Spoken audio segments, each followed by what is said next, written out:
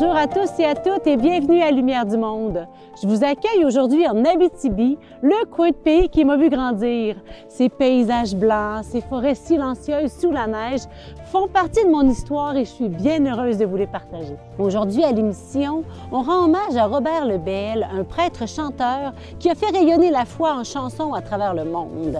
Ensuite, on plonge dans l'effervescence du forum Paroisse en mission avec des idées neuves pour faire vivre nos communautés. Nous entendrons en exclusivité l'homélie du cardinal Lacroix prononcée lors de l'ordination de Monseigneur Jean Tailleur, le nouvel évêque auxiliaire à Québec. Bienvenue à Lumière du Monde!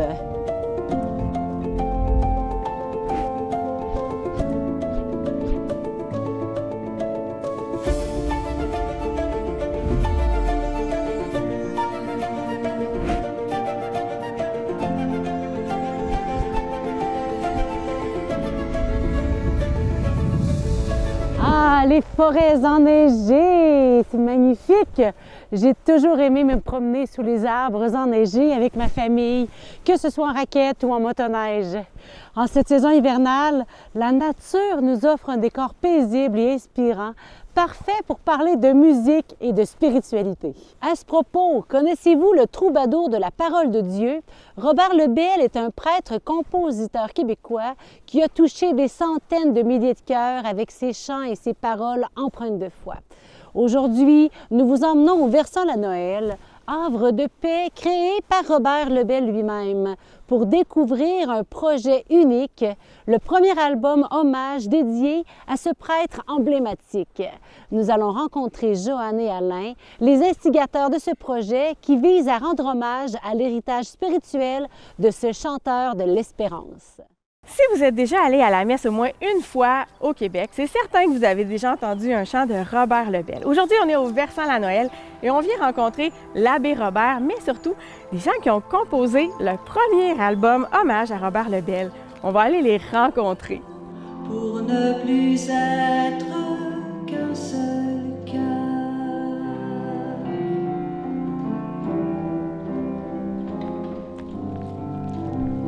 Bonjour! La maison qu'il habite, ses parents, ses amis et les gens qui l'invitent. Alors, je suis avec les instigateurs du projet Hommage à Robert Lebel. Est-ce que vous pourriez vous présenter un peu? Bien sûr. Mon nom, c'est Joanne Cyr. Je suis retraitée officiellement depuis 2016 au gouvernement fédéral, mais je suis toujours contractuelle depuis ce temps-là. Ensuite, j'ai aussi eu le privilège d'être l'animatrice de l'émission Le Jour du Seigneur à la télévision de Radio-Canada dans les années 2012, 2013 et 2014. Et ça a été vraiment un privilège pour moi de faire ça. Et vivre au cœur du monde, croire et lui donner la main pour ne plus être qu'un seul cœur. Alors, moi, c'est Alain Gauthier, retraité depuis juin. On s'est beaucoup impliqué dans le projet suite à justement quand Joanne était animatrice du Jour du Seigneur. Elle a fait l'entrevue avec Robert. Et puis, suite à ça, bien, ça a été comme un souhait de notre côté de lui rendre hommage. Sauf que des projets comme ça, des fois, c'est long. Ça a pris quand même presque 10 ans, mais on y est arrivé. Et puis, dans le fond, nous, ce qu'on voulait, c'était faire connaître le Versant la Noël. Et puis, par ce CD-là, bien, tous les profits s'en vont justement au Versant la Noël. Donc, c'était rendre hommage à Robert et à son œuvre aussi. Comme Simon de Cyrène.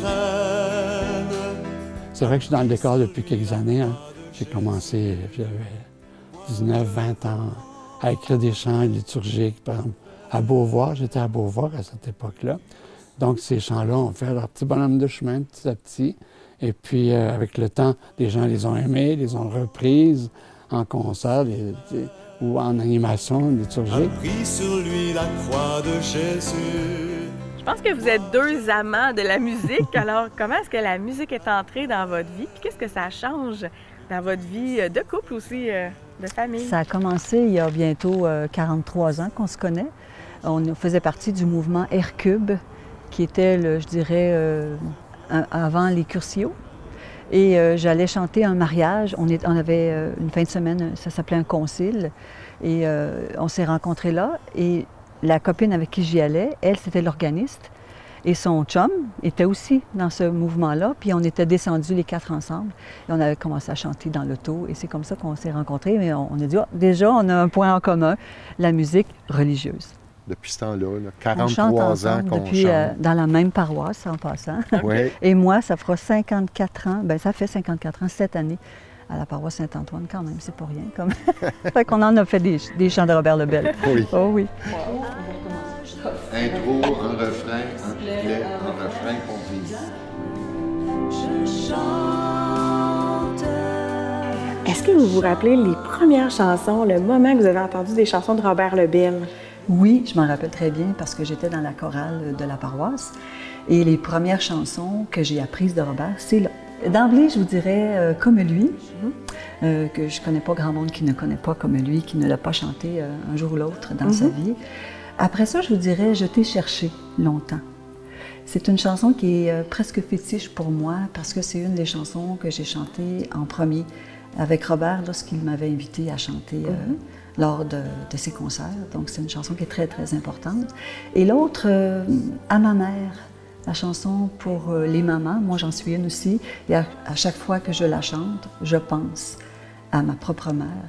C'est toi qui as tissé mon corps. Tu sais, je me dis, moi aussi, je suis une maman. Je comprends vraiment ce qu'elle a vécu maintenant.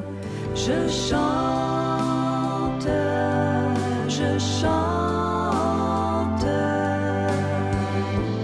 pour toi, maman.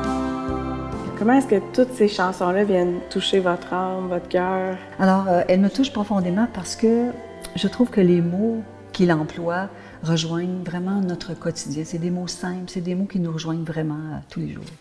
La parole qui m'a fasciné toujours depuis l'enfance et qui m'a conduit tout au long de ma vie, dans les hauts et les bas, comme je dis. Puis cette parole-là fait son chemin dedans, puis elle éclaire mon comportement, mes décisions. Elle me console des fois, parce que j'ai besoin d'être consolé. Elle me rassure, elle m'éclaire, elle me guide, elle me passionne, puis elle me nourrit. Alors la parole de Dieu, c'est extrêmement important. Me retrouver en prière autour de la parole de Dieu, puis la laisser éclairer ma journée, donner un sens à ma journée. Puis des fois, ça devient une chanson. Non, ce n'est pas toujours assez que d'être consumé par l'amour. Alors, je suis curieuse de savoir comment est né le projet Hommage à Robert Lebel.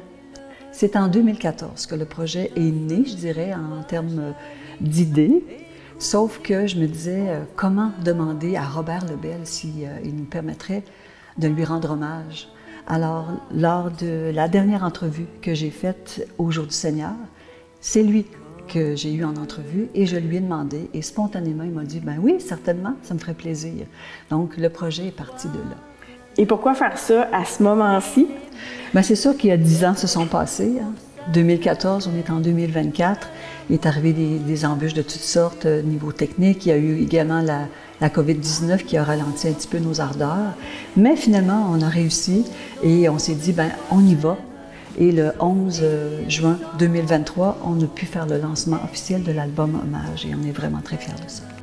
Amour pour amour, tendresse pour tendresse, s'offrir sans retour. Salut, mon Dieu! Que l'amour nous blesse. Et moi, j'aimerais que les générations futures connaissent Robert Lebel parce que je trouve que ses paroles rejoignent tellement les gens, comme je disais au début de l'entrevue, dans notre quotidien. J'aimerais que les gens, moi je l'appelle bien affectueusement le troubadour de la parole de Dieu. Donc j'aimerais beaucoup que ça rayonne vraiment loin, plus que juste dans notre petit patelin, là. Et aussi, il y a le versant la Noël. En même temps, je veux qu'à travers cet album-là, on puisse connaître le versant la Noël. C'est un havre de paix, un endroit où j'aime beaucoup venir me ressourcer. Venez et vous verrez la maison Fait que vous, là, votre mission de couple là, en Église, c'est d'embellir notre Église par les chants. Oui. De faire prier les gens. Oui, beaucoup. oui, oui. D'être en communion avec eux. Oui, c'est ce qu'on se rend compte de ça, c'est qu'on est bien quand les gens prient et chantent avec nous. Et puis ça, c'est la plus belle récompense. C'est ça, c'est notre récompense à tous les fois. On est bénis d'avoir reçu ce talent-là et on essaie de le partager du mieux qu'on peut.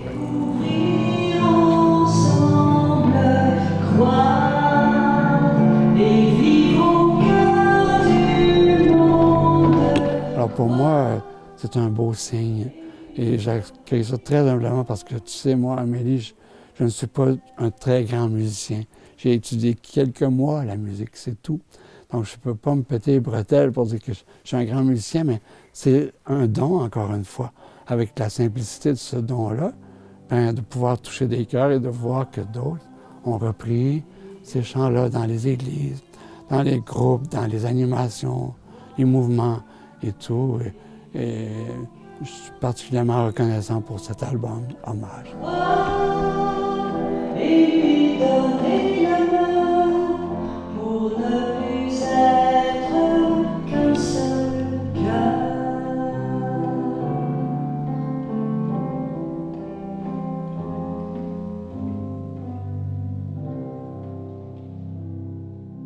Et maintenant, direction Cap-de-la-Madeleine pour le Forum Paroisse en mission.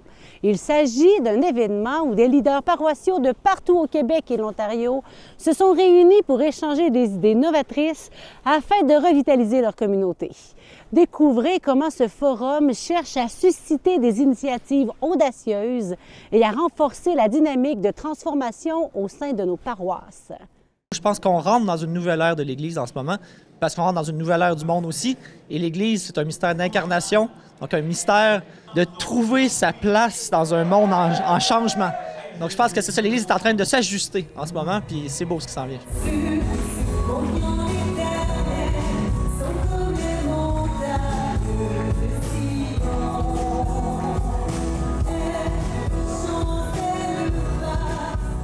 Aujourd'hui, on est 490 au Forum Paroisse en mission, 2e édition.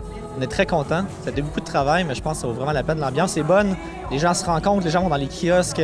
On a eu 5 orateurs ce matin qui ont présenté des choses. La mission de l'Église n'a pas changé, peu importe l'époque que nous vivons. La mission d'aller de toutes les nations, faites des disciples. C'est toujours la mission de tous les disciples. Et si vous êtes ici ce matin, à ce forum, c'est parce que vous croyez en ces paroles de Jésus. Donc on m'a demandé de témoigner à la fois comment la transformation de la culture pastorale se fait sur nos paroisses.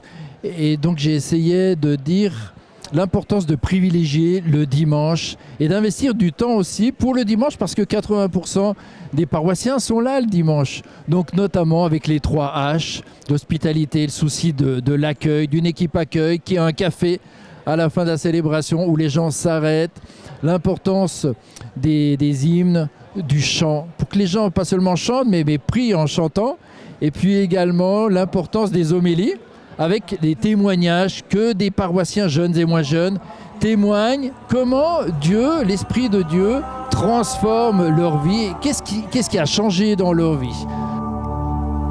Remplissons-le de ta présence. Je veux voir ta face. Je veux voir ta face. Je veux voir ta face. On a besoin d'une communauté pour évangéliser. C'est pas juste quelque chose qu'on fait toute seule.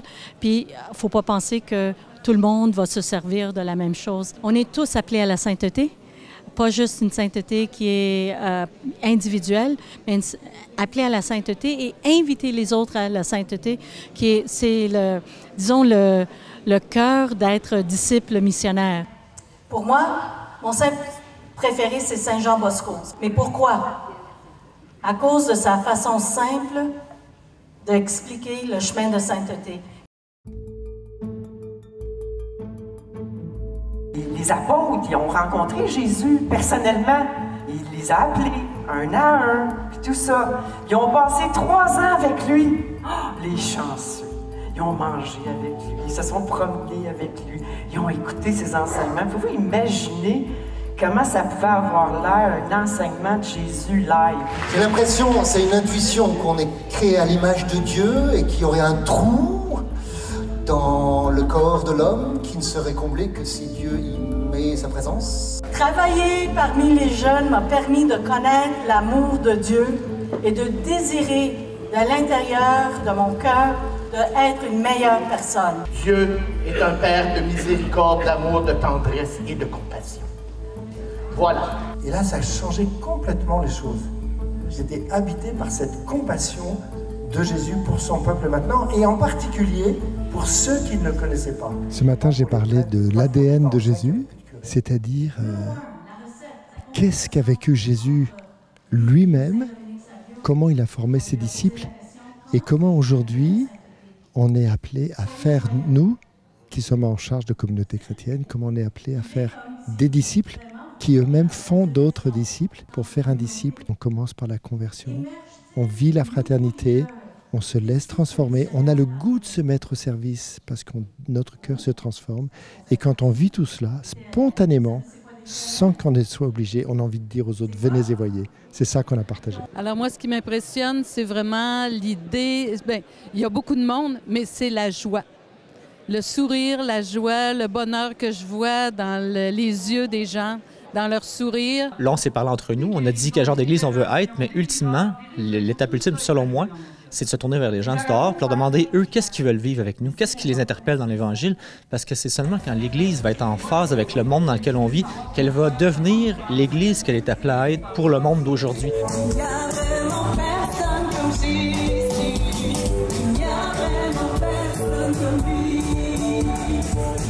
Pour moi, le mot qui ressort et le mot d'ordre, le mot d'action, c'est la mission.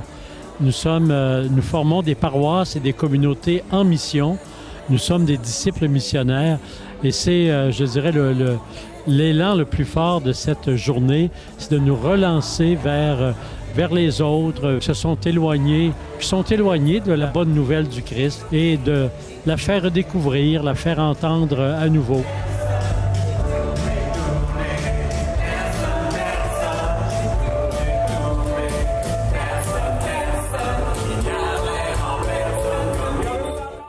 Je vous amène maintenant à la cathédrale Notre-Dame de Québec. Le 21 février dernier, Monseigneur Jean Tailleur y a été ordonné évêque. Lors de cette cérémonie émouvante, le cardinal Gérald Cyprien Lacroix a prononcé une homélie des plus inspirantes que nous vous partageons maintenant. Il a évoqué l'image du bon pasteur, celui qui veille sur ses brebis avec dévouement et amour. Le cardinal nous rappelle également l'importance de la mission pastorale et la beauté de servir la communauté avec foi et compassion.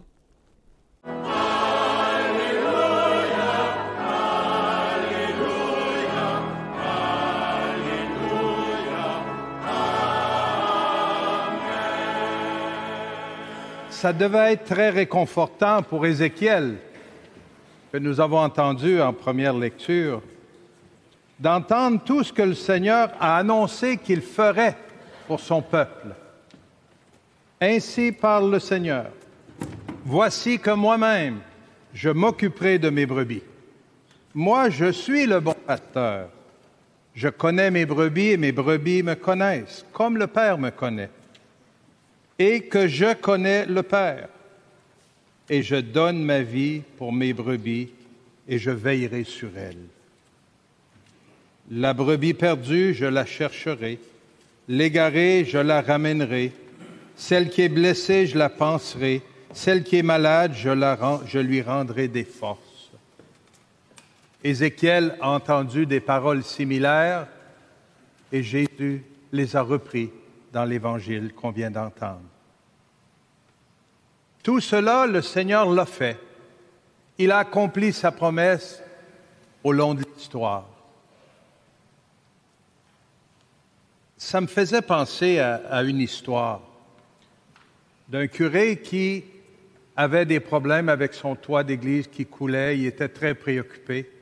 Et au prône un dimanche, il dit à ses fidèles, Vous savez, notre toit coule depuis des mois et des mois. Nous avons fait analyser, regarder, et nous avons maintenant l'évaluation que je veux vous partager ce matin. Il y a une mauvaise nouvelle, mais il y a aussi une bonne nouvelle. La mauvaise nouvelle, c'est que ça va coûter 145 000 $ pour faire réparer notre toit. La congrégation était stupéfaite. Mais il y a une bonne nouvelle. Nous avons l'argent. Oh, soulagement. Oui, nous avons l'argent. Elle est dans vos poches.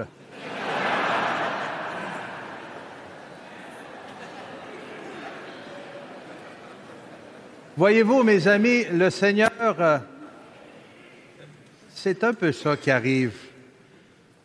Il est, lui, le bon pasteur, mais il se tourne vers nous pour dire, c'est vous qui allez aussi accomplir.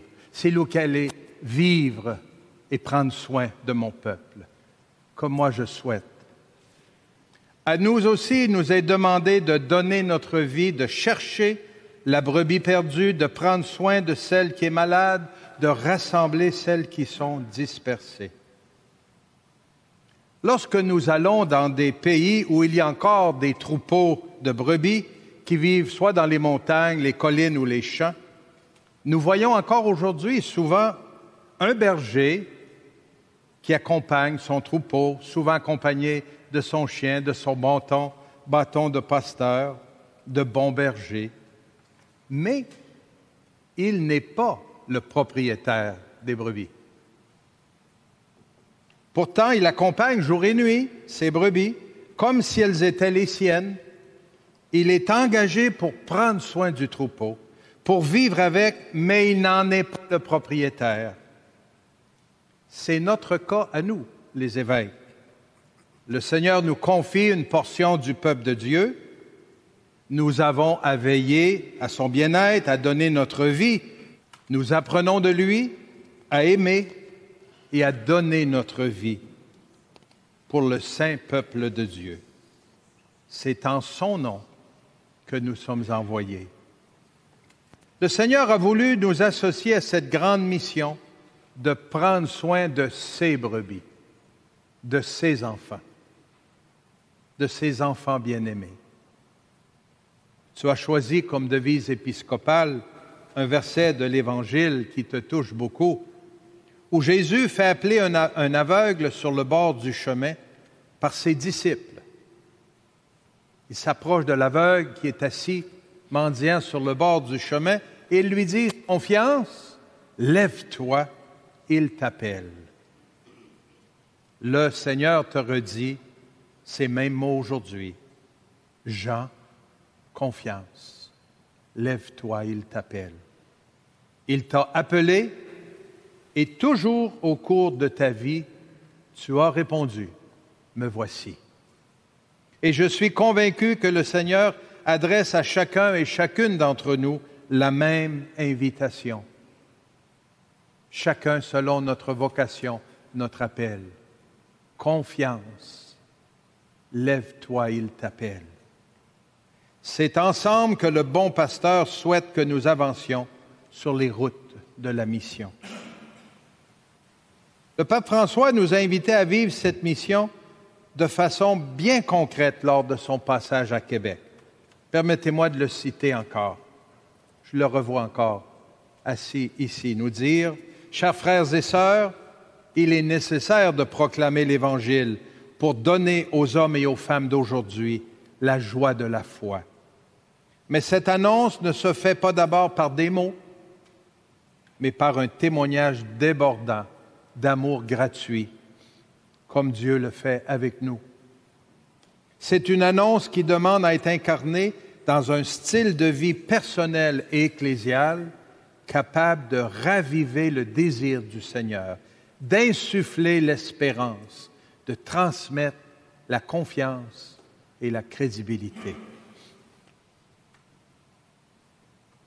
Cher Jean, je sais que c'est ton désir le plus profond d'être un témoin lumineux et joyeux de l'Évangile au sein de l'Église et du monde de notre temps. Merci de la confiance que tu manifestes dans le oui à l'appel du Seigneur. C'est toi-même qui disais, « Je le fais dans la confiance aussi en l'intercession de saint François de Laval, dont nous avons pris les textes de la fête liturgique et dans la sagesse d'un de ses conseils, que les missionnaires tâchent d'éviter deux extrémités qui sont à craindre en ceux qui s'appliquent à la conversion des âmes, de trop espérer ou de trop désespérer. Cela rejoint les dernières lignes du droit canon latin. Ça, c'est l'ancien chancelier qui parle comme ça. Cela rejoint les dernières lignes du droit canon latin, sans perdre de vue le salut des âmes qui doit être dans l'Église la loi suprême. Jean, appelé à être un bon berger, un bon pasteur au sein de notre Église diocésaine, devient un saint évêque. Car moins que cela, ça ne vaut pas la peine.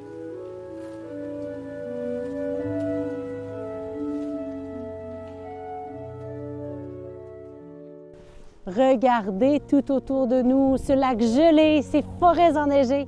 Tout ici est transformation silencieuse. Comme dans l'évangile de ce deuxième dimanche du Carême, où Dieu le Père dit aux disciples à propos de Jésus, « Celui-ci est mon Fils bien-aimé, écoutez-le. » Eh bien, nous sommes invités à voir au-delà des apparences.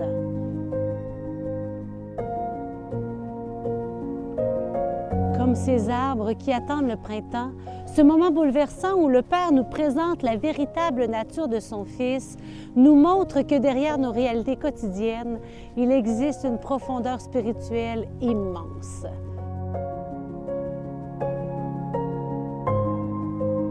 Le carême, c'est une invitation à faire de même. Comme ce paysage immobile qui prépare secrètement sa renaissance, nous sommes appelés à transformer notre intérieur. Chaque petit effort qu'on va faire dans le carême, chaque moment de prière est un pas vers notre identité profonde. Ce chemin de carême n'est pas une contrainte, mais une promesse, celle de renaître comme ces arbres qui attendent le dégel. Laissez la lumière vous transformer. Bonne semaine et portez-vous bien! Oh! Youhou!